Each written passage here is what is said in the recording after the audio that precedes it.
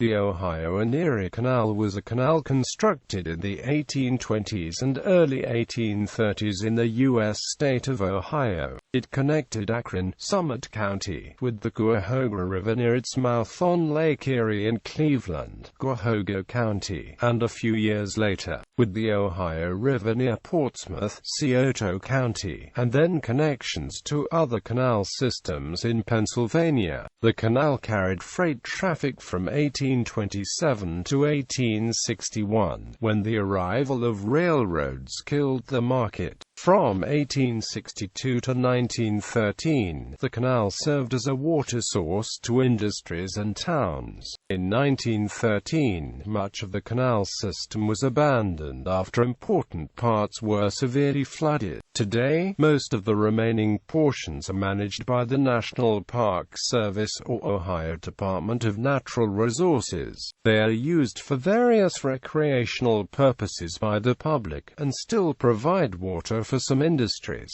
Parts of the canal are preserved, including the Ohio and Erie Canal Historic District, a National Historic Landmark. History: Ohio, which achieved statehood in 1803, remained a sparsely populated region of 50,000 persons who were scattered throughout the state and who had no means of economically transporting goods. With no easy access to distant markets, agriculture served only local needs and large-scale manufacturing was nearly non-existent. Agitation for a canal system. As early as 1787, George Washington and Thomas Jefferson had discussed the desirability of a canal linking Lake Erie to the Ohio River as part of a national system of canals. It wasn't until 1807 that Ohio's first senator, Thomas Worthington, offered a resolution in Congress asking Treasury Secretary Albert Gallatin to report to the Senate. In 1810, DeWitt Clinton was appointed to head the Erie Canal Commission. He was unsuccessful in his attempt to get national aid for the construction of a canal connecting Lake Erie to the Hudson River, so he enlisted the aid of state legislators and Ohio's congressional delegation. On January 15,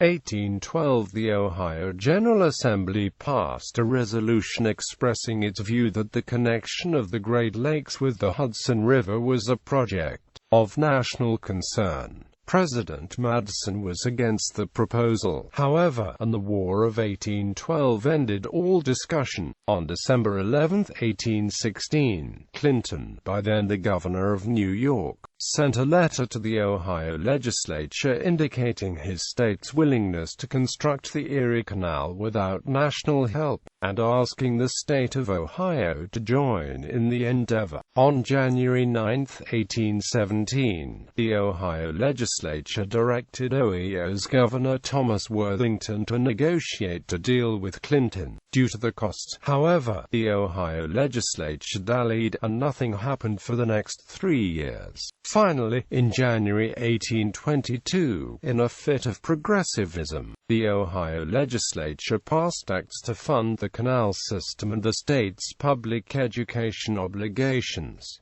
Survey and Design. On January 31, 1822, the Ohio legislature passed a resolution to employ an engineer and appoint commissioners to survey and design the canal system as soon as possible. A sum not to exceed $6,000 was set aside for this purpose. James Gaddis, an engineer whose past work included experience on the New York canals, was employed. Since most of Ohio's population lived along a line from Cleveland to Cincinnati, it was necessary that these areas be served by the main trunk of the canal. Since canals must generally follow river valleys, it was difficult to design a suitable system. Specifically, the bridging of the Scioto and Miami River valleys required raising the canal to such an elevation that water from neither river could be used as a source. As a result, the canal was divided into two sections: the Ohio and Erie Canal from Cleveland to Portsmouth, which crossed the Licking Divide and followed the Scioto Scioto River Valley, and the Miami and Erie Canal, which connected Cincinnati to Dayton. In later years, this second canal would be extended all the way to the Maumee River at Toledo. Copies of the original survey plat maps for the construction of both Ohio canals are available online from the Ohio Department of Natural Resources. Construction. On February 4, 1825, the Ohio legislature passed an act to provide for the internal improvement of the state of Ohio by navigable canals. The Canal Commission was authorized to borrow $400,000 in 1825, and not more than $600,000 per year thereafter. The notes issued were to be redeemable between 1850 and 1875.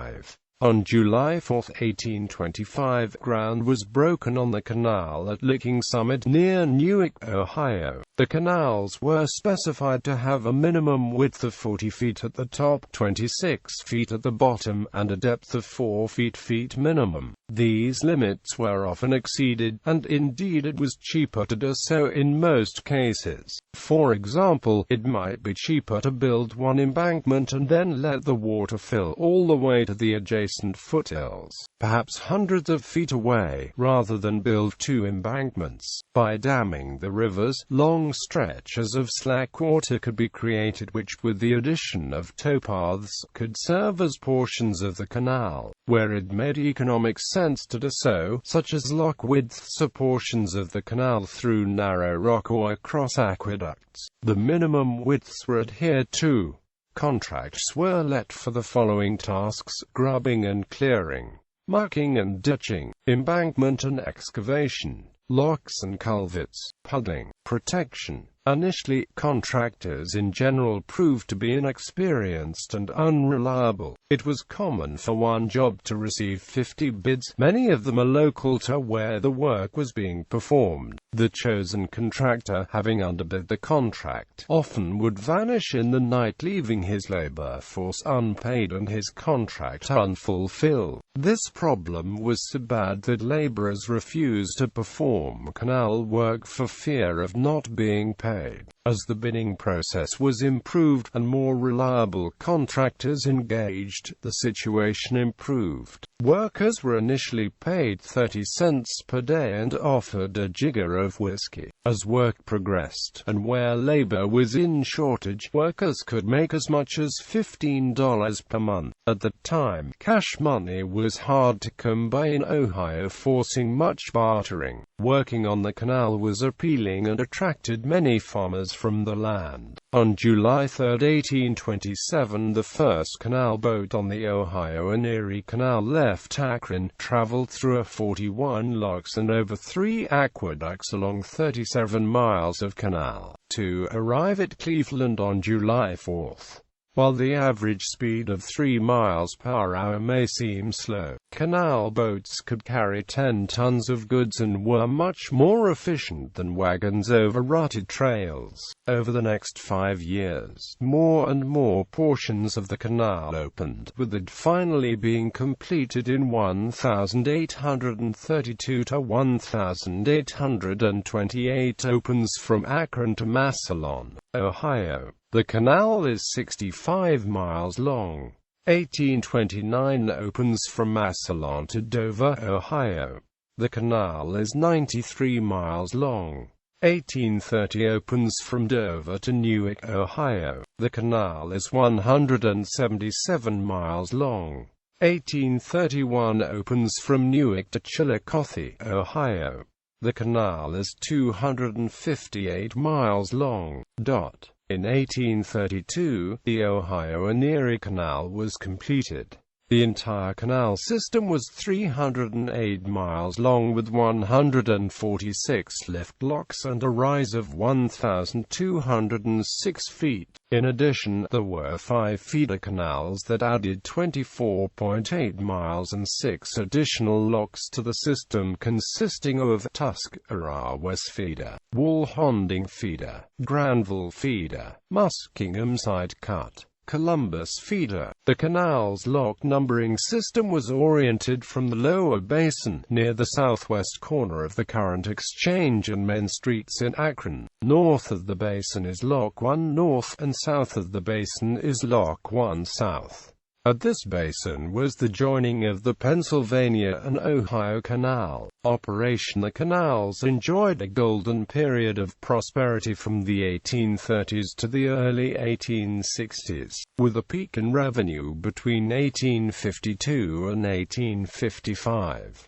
During the 1840s, Ohio was the third most prosperous state, owing much of that growth to the canal. Immediately following the Civil War, it became apparent that railroads would take the canal's business. From 1861 until 1879, after the canal had been badly flooded, Ohio leased its canals to private owners who earned revenue from dwindling boat operation and the sale of water to factories and towns. When the state took the canals back in 1879, it discovered that they had not been maintained, and that state lands surrounding the canals had been illegally sold to private owners. In many cases, canals were filled in for health reasons, only to find a newly laid railroad track on the right-of-way. Much state land was given away for free to politically savvy private owners. Nevertheless, some revenue was accrued into the early 20th century from the sale of water rights as well as recovery and sale of land surrounding the canals. Abandonment. After the peak of the 1850s and a bottoming out of revenue due to the Civil War in the early 1860s, the canal's expenditures started to outgrow its revenues due to rising maintenance costs. By 1911, most of the southern portion of the canal had been abandoned. On March 23, 1913, after a winter of record snowfall, storms dumped an abnormally heavy amount of rain on the state, causing extensive flooding. This caused the reservoirs to spill over into the canals, destroying aqueducts, washing out banks, and devastating most of the locks. In Akron, Lock 1 was dynamited to allow backed-up floodwater to flow. Notable persons associated with the canal. As a teenager in 1847, James Garfield worked as a hoggy, driving mules to pull barges along the canal. After repeatedly falling into the canal on the job, Garfield became ill and decided to go to college instead. The canal today. The Ohio and Erie Canal Historic District, a 24.5-acre historic district including part of the canal, was declared a National Historic Landmark in 1966. It is a 4-mile section within the village of Valley View comprising 3 locks, the Tinkers Creek Aqueduct, and 2 other structures. A remaining watered section of the Ohio and Erie Canal is located in Summit County, Ohio. The Ohio and Erie Canal is maintained to this day as a water supply for local industries. After the flood, a few sections of the canal continued in use hauling cargo to local industries. Another watered section extends from the Station Road Bridge in Brecksville northwards into Valley View and Independence, all Cleveland suburbs. The section of the Ohio and Erie Canal from the Brecksville Dam to Rockside Road in Cuyahoga County was transferred to the National Park Service. In 1989, as part of the Cuyahoga Valley National Recreational Area, a lease on the canal lands from the Cuyahoga Valley National Park to the terminus of the canal has been executed with the Cleveland Metro Parks. The Metro Parks manage the adjacent real estate and the surrounding Ohio and Erie Canal Reservation. The section of the Ohio and Erie Canal still owned and maintained by the Division of Water in Southern Summit is referred to as the watered section. This section runs from the north end of Summit Lake south to Barberton, a distance of about 12 miles. Included in this section is the feeder canal from the Tuscarawas River into hydraulics at the Portage Lakes. The Ohio and Erie Canal is maintained from Akron by staff of 6 Division of Water employees. Like its sister canal, the Ohio and Erie Canal carries a large amount of storm water. The canals were not designed to accommodate this great influx of storm water. Most of the siltation and erosion problems experienced today are the result of storm water inappropriately piped into the canals over the years. In late 1996, the canal from Scioto to Cleveland was designated a National Heritage Corridor. This designation was brought about through the efforts of many communities, civic organizations, businesses and individuals working in partnership. The department is working with numerous local communities and organizations to assure the continued development of the Ohio and Erie Canal. A map showing the disposition of the canal lands is available online from the Ohio Department of Natural Resources. Points of interest: Alexander's Mill, Richard Howe House, Boston Store, Canal Visitor Center, Frazee House, St. Helena of 3 Historic Boat Ride in Canal Fulton, Mustle Store, Peninsula Depot, Station Road Bridge, Tinkers Creek Aqueduct, Restored Canal Town Historic Roscoe Village, Monticello 3 Canal Ride on Mudport Basin, Roscoe Village, Restored Wall Honding Aqueduct Bridge, Roscoe Village.